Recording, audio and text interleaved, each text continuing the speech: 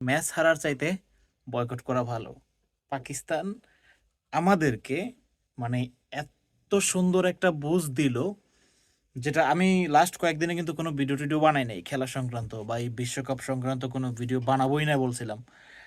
যেহেতু বিশ্বকাপ আমরা খেলছি না, তো পাকিস্তান হচ্ছে আমাদেরকে এরকম একটা মূলা ধরাইছে যে মানে পাকিস্তান কিন্তু বিশ্বকাপে বা হচ্ছে টি-20-তে ইন্ডিয়ার সাথে ভালো একটা খেলে না, অত ভালো খেলে না।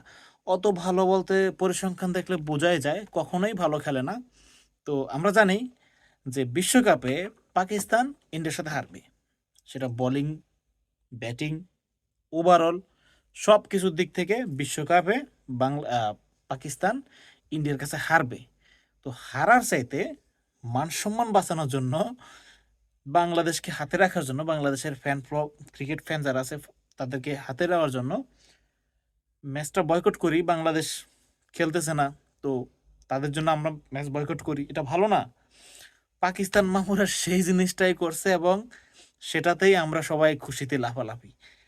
পিছনের কারণ যেটা অবশ্যই যে তারা ম্যাচ হারবে এবং খেলা কোনো লাভ নাই, এই কারণে তারা ম্যাচ বয়কট করছে, এটা সত্য। এবং এটাই যদি অন্যতম কয়েকটা কারণ থাকে তাদের ম্যাচ বয়কটের পেছনে, এটা একটা কারণ থাকবে, এটা সবচেয়ে ভালো একটা কারণ থাকবে। কারণ তারা ম্যাচ জিততে পারবে না, আর আমাদেরকে বুঝাইলো যে আমরা তো বাংলাদেশের পক্ষে আছি, এবং আমাদেরকে লাস্ট কয়েকদিন বিশ্বকাপ খেলবো না, বিশ্বকাপ বয়কটের ডাক দিয়া কামটা করলো কি?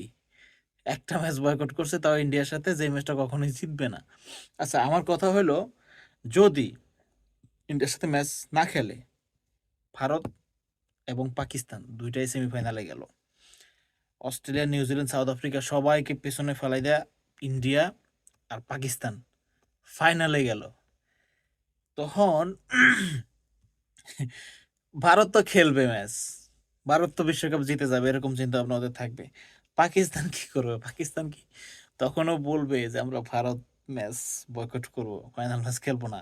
তো নিয়ম অনুযায়ী যেই দল বয়কট করবে ওই দল পয়েন্ট পাবে না, ঠিক আছে?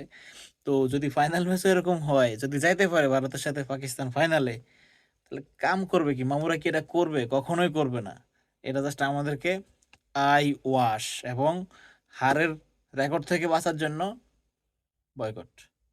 ভালো থাকেন সবাই। আসসালামু আলাইকুম।